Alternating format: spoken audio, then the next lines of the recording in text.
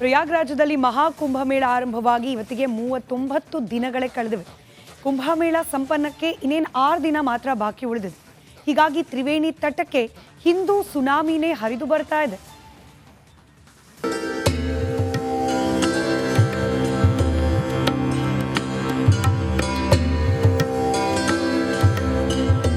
ಮಹಾಕುಂಭಮೇಳ ಆರಂಭವಾಗಿ ಇಂದಿಗೆ 39 ದಿನಗಳೇ ಕಳೆದಿವೆ. ಜಗತ್ತಿನ ಅತಿ ದೊಡ್ಡ ಧಾರ್ಮಿಕ ಕಾರ್ಯಕ್ರಮ ಸಂಪನ್ನಕ್ಕೆ ಇನ್ನೇನು 6 ದಿನಗಳು ಮಾತ್ರ ಬಾಕಿ ಉಳಿದಿದೆ.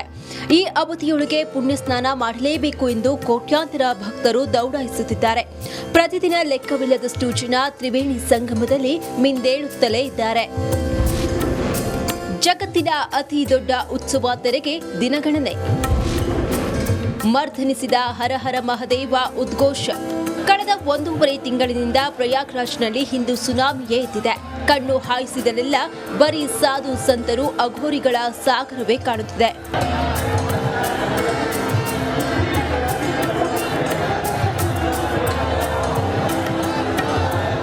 ಜನವರಿ 13ರಂದು ಆರಂಭವಾಗಿದ್ದ ಈ ಮಹಾಕುಂಭಮೇಳವು ಮುಂದಿನ ವಾರ ಅಂದರೆ ಫೆಬ್ರವರಿ 26, 2025ರಂದು ಮಹಾಶಿವರಾತ್ರಿಯೊಂದಿಗೆ ಸಂಪನ್ನಗೊಳ್ಳಲಿದೆ. ಹೀಗಾಗಿ ತ್ರಿವೇಣಿ ಸಂಗಮದ ಎಲ್ಲ ಘಾಟ್ಗಳು ಜನರಿಂದ ತುಂಬಿ ತುಳುಕುತ್ತಿವೆ.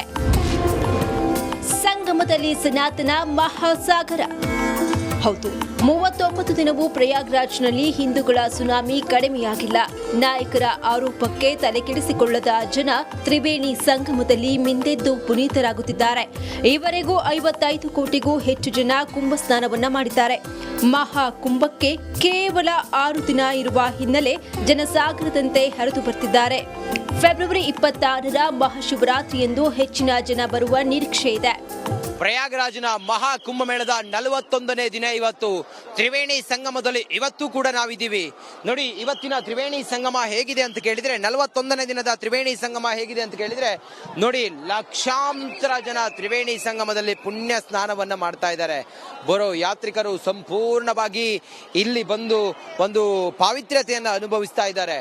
ಬರೋ ಯಾತ್ರಿಕರನ್ನ ತಾವು ಗಮನಿಸ್ತಾ ಇದ್ದೀರಿ. ಸ್ವಾಮಿಗಳು, ಸಂತರು, ಸಾಧುಗಳು ಸೇರಿದಂತೆ ಕೋಟಿ ಕೋಟಿ ಜನ ಪ್ರತಿದಿನವೂ ಕೂಡ ಆಗಮಿಸ್ತಾ ಇದ್ದಾರೆ. ಇವತ್ತಿಗೆ ತ್ರಿವೇಣಿ ಸಂಗಮದಲ್ಲಿ ಒಟ್ಟು ಸ್ನಾನ ಮಾಡಿರೋರ ಸಂಖ್ಯೆ 56,33 ಲಕ್ಷ ಅನ್ನೋದ್ರ ಬಗ್ಗೆ ಈಗ ಈ ಹೊತ್ತಿನವರೆಗೆ ಮಾಹಿತಿ ಲಭ್ಯವಾಗಿದೆ. ಇನ್ನು ತ್ರಿವೇಣಿ ಸಂಗಮದಲ್ಲಿ ಮಿಂದೆದ್ದು ಪುನೀತರಾಗಲು ಕರ್ನಾಟಕದಿಂದಲೂ ಸಾಗರೋಪಾದಿಯಲ್ಲಿ ಭಕ್ತರು ಭೇಟಿ ನೀಡುತ್ತಿದ್ದಾರೆ. ಕನ್ನಡಿಗರು ಕೂಡ ಶಿವನ ನಾಮಸ್ಮರಣೆಯನ್ನ ಮಾಡ್ತಿದ್ದಾರೆ.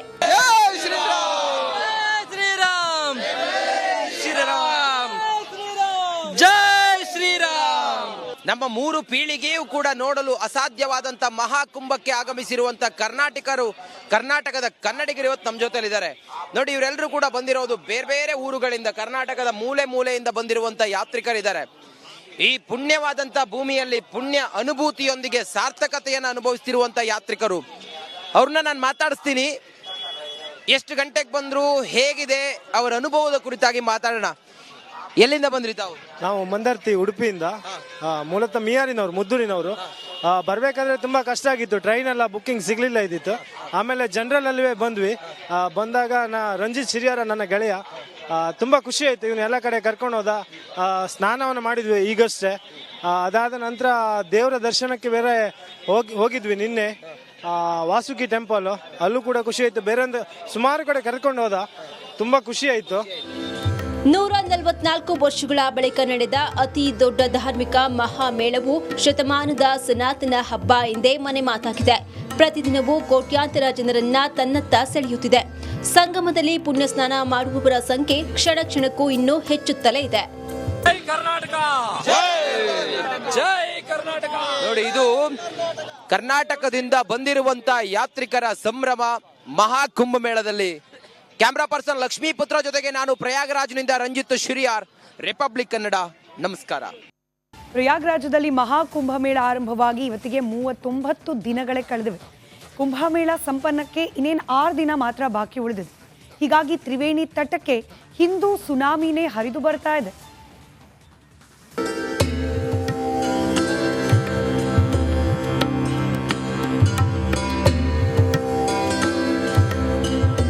ಮಹಾಕುಂಭಮೇಳ ಆರಂಭವಾಗಿ ಇಂದಿಗೆ 39 ದಿನಗಳೇ ಕಳೆದಿವೆ. ಜಗತ್ತಿನ ಅತಿ ದೊಡ್ಡ ಧಾರ್ಮಿಕ ಕಾರ್ಯಕ್ರಮ ಸಂಪನ್ನಕ್ಕೆ ಇನ್ನೇನು 6 ದಿನಗಳು ಮಾತ್ರ ಬಾಕಿ ಉಳಿದಿದೆ. ಈ ಅವಧಿಯೊಳಗೆ ಪುಣ್ಯ ಸ್ನಾನ ಮಾಡಲೇಬೇಕು ಎಂದು ಕೋಟ್ಯಾಂತರ ಭಕ್ತರು ದೌಡಾಯಿಸುತ್ತಿದ್ದಾರೆ. ಪ್ರತಿದಿನ ಲೆಕ್ಕವಿಲ್ಲದಷ್ಟು ಜನ ತ್ರಿವೇಣಿ ಸಂಗಮದಲ್ಲಿ ಮಿಂದೇಳುತ್ತಲೇ ಇದ್ದಾರೆ. ಜಗತ್ತಿನ ಅತಿ ದೊಡ್ಡ ಉತ್ಸವ ತೆರೆಗೆ ದಿನಗಣನೆ. ಮರ್ದನಿಸಿದ ಹರ ಹರ ಮಹದೇವ ಉದ್ಘೋಷ. ಕಳೆದ 1.5 ತಿಂಗಳಿನಿಂದ ಪ್ರಯಾಗ್ರಾಜ್ನಲ್ಲಿ ಹಿಂದೂ ಸುನಾಮಿಯೇ ಎದ್ದಿದೆ. ಕಣ್ಣು ಹಾಯಿಸಿದಲೆಲ್ಲ ಬರೀ ಸಾಧು ಸಂತರು ಅಘೋರಿಗಳ ಸಾಗರವೇ ಕಾಣುತ್ತಿದೆ.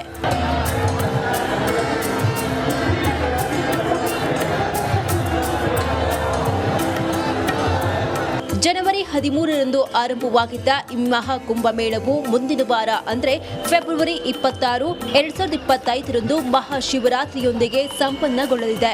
ಹೀಗಾಗಿ ತ್ರಿವೇಣಿ ಸಂಗಮದ ಎಲ್ಲ ಘಾಟ್ಗಳು ಜನರಿಂದ ತುಂಬಿ ತುಳುಕುತ್ತಿವೆ. ಸಂಗಮದಲ್ಲಿ ಸನಾತನ ಮಹಾಸಾಗರ. ಹೌದು, 39 ದಿನವೂ ಪ್ರಯಾಗ್ರಾಜ್ನಲ್ಲಿ ಹಿಂದೂಗಳ ಸುನಾಮಿ ಕಡಿಮೆಯಾಗಿಲ್ಲ. ನಾಯಕರ ಆರೋಪಕ್ಕೆ ತಲೆಕೆಡಿಸಿಕೊಳ್ಳದ ಜನ ತ್ರಿವೇಣಿ ಸಂಗಮದಲ್ಲಿ ಮಿಂದೆದ್ದು ಪುನೀತರಾಗುತ್ತಿದ್ದಾರೆ. ಈವರೆಗೂ 55 ಕೋಟಿಗೂ ಹೆಚ್ಚು ಜನ ಕುಂಭ ಸ್ನಾನವನ್ನ ಮಾಡಿದ್ದಾರೆ. ಮಹಾಕುಂಭಕ್ಕೆ ಕೇವಲ 6 ದಿನ ಇರುವ ಹಿನ್ನೆಲೆ ಜನಸಾಗರದಂತೆ ಹರಿದು ಬರ್ತಿದ್ದಾರೆ. ಫೆಬ್ರವರಿ 26ರ ಮಹಾಶಿವರಾತ್ರಿಯಂದು ಹೆಚ್ಚಿನ ಜನ ಬರುವ ನಿರೀಕ್ಷೆ ಇದೆ. ಪ್ರಯಾಗ್ರಾಜ್ನ ಮಹಾ ಕುಂಭಮೇಳದ 41ನೇ ದಿನ ಇವತ್ತು. ತ್ರಿವೇಣಿ ಸಂಗಮದಲ್ಲಿ ಇವತ್ತು ಕೂಡ ನಾವಿದ್ದೀವಿ. ನೋಡಿ, ಇವತ್ತಿನ ತ್ರಿವೇಣಿ ಸಂಗಮ ಹೇಗಿದೆ ಅಂತ ಕೇಳಿದ್ರೆ, 41ನೇ ದಿನದ ತ್ರಿವೇಣಿ ಸಂಗಮ ಹೇಗಿದೆ ಅಂತ ಕೇಳಿದ್ರೆ, ನೋಡಿ, ಲಕ್ಷಾಂತರ ಜನ ತ್ರಿವೇಣಿ ಸಂಗಮದಲ್ಲಿ ಪುಣ್ಯ ಸ್ನಾನವನ್ನ ಮಾಡ್ತಾ ಇದ್ದಾರೆ. ಬರೋ ಯಾತ್ರಿಕರು ಸಂಪೂರ್ಣವಾಗಿ ಇಲ್ಲಿ ಬಂದು ಒಂದು ಪಾವಿತ್ರ್ಯತೆಯನ್ನ ಅನುಭವಿಸ್ತಾ ಇದ್ದಾರೆ. ಬರೋ ಯಾತ್ರಿಕರನ್ನ ತಾವು ಗಮನಿಸ್ತಾ ಇದ್ದೀರಿ. ಸ್ವಾಮಿಗಳು, ಸಂತರು, ಸಾಧುಗಳು ಸೇರಿದಂತೆ ಕೋಟಿ ಕೋಟಿ ಜನ ಪ್ರತಿದಿನವೂ ಕೂಡ ಆಗಮಿಸ್ತಾ ಇದ್ದಾರೆ. ಇವತ್ತಿಗೆ ತ್ರಿವೇಣಿ ಸಂಗಮದಲ್ಲಿ ಒಟ್ಟು ಸ್ನಾನ ಮಾಡಿರೋರ ಸಂಖ್ಯೆ 56,33 ಲಕ್ಷ ಅನ್ನೋದ್ರ ಬಗ್ಗೆ ಈಗ ಈ ಹೊತ್ತಿನವರೆಗೆ ಮಾಹಿತಿ ಲಭ್ಯವಾಗಿದೆ.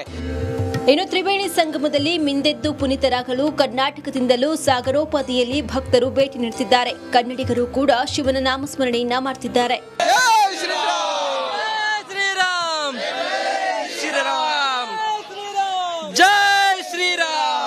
ನಮ್ಮ 3 ಪೀಳಿಗೆಯೂ ಕೂಡ ನೋಡಲು ಅಸಾಧ್ಯವಾದಂತ ಮಹಾಕುಂಭಕ್ಕೆ ಆಗಮಿಸಿರುವಂತ ಕರ್ನಾಟಕದ ಕನ್ನಡಿಗರು ಇವತ್ತು ನಮ್ಮ ಜೊತೆಲಿದ್ದಾರೆ. ನೋಡಿ, ಇವರೆಲ್ಲರೂ ಕೂಡ ಬಂದಿರೋದು ಬೇರೆ ಬೇರೆ ಊರುಗಳಿಂದ, ಕರ್ನಾಟಕದ ಮೂಲೆ ಮೂಲೆಯಿಂದ ಬಂದಿರುವಂತ ಯಾತ್ರಿಕರಿದ್ದಾರೆ. ಈ ಪುಣ್ಯವಾದಂತ ಭೂಮಿಯಲ್ಲಿ ಪುಣ್ಯ ಅನುಭೂತಿಯೊಂದಿಗೆ ಸಾರ್ಥಕತೆಯನ್ನು ಅನುಭವಿಸ್ತಿರುವಂತ ಯಾತ್ರಿಕರು. ಅವ್ರನ್ನ ನಾನು ಮಾತಾಡಿಸ್ತೀನಿ. ಎಷ್ಟು ಗಂಟೆಗೆ ಬಂದ್ರು, ಹೇಗಿದೆ ಅವರ ಅನುಭವದ ಕುರಿತಾಗಿ ಮಾತಾಡೋಣ. ಎಲ್ಲಿಂದ ಬಂದ್ರಿ ತಾವು? ನಾವು ಮಂದರ್ತಿ, ಉಡುಪಿಯಿಂದ. ಮೂಲತಃ ಮಿಯಾರಿನವರು, ಮುದ್ದೂರಿನವರು. ಬರಬೇಕಾದ್ರೆ ತುಂಬ ಕಷ್ಟ ಆಗಿತ್ತು. ಟ್ರೈನ್ ಎಲ್ಲ ಬುಕ್ಕಿಂಗ್ ಸಿಗಲಿಲ್ಲ ಇದ್ದಿತ್ತು. ಆಮೇಲೆ ಜನರಲ್ಲೇ ಬಂದ್ವಿ. ಬಂದಾಗ ರಂಜಿತ್ ಶಿರಿಯಾರ ನನ್ನ ಗೆಳೆಯ, ತುಂಬ ಖುಷಿ ಆಯಿತು. ಇವನು ಎಲ್ಲ ಕಡೆ ಕರ್ಕೊಂಡು ಹೋದ. ಸ್ನಾನವನ್ನು ಮಾಡಿದ್ವಿ ಈಗಷ್ಟೇ. ಅದಾದ ನಂತರ ದೇವರ ದರ್ಶನಕ್ಕೆ ಬೇರೆ ಹೋಗಿದ್ವಿ ನಿನ್ನೆ. ವಾಸುಕಿ ಟೆಂಪಲ್, ಅಲ್ಲೂ ಕೂಡ ಖುಷಿ ಆಯಿತು. ಬೇರೆ ಒಂದು ಸುಮಾರು ಕಡೆ ಕರ್ಕೊಂಡು ಹೋದ. ತುಂಬ ಖುಷಿ ಆಯಿತು. 144 ವರ್ಷಗಳ ಬಳಿಕ ನಡೆದ ಅತಿ ದೊಡ್ಡ ಧಾರ್ಮಿಕ ಮಹಾಮೇಳವು ಶತಮಾನದ ಸನಾತನ ಹಬ್ಬ ಎಂದೇ ಮನೆ ಮಾತಾಗಿದೆ. ಪ್ರತಿದಿನವೂ ಕೋಟ್ಯಾಂತರ ಜನರ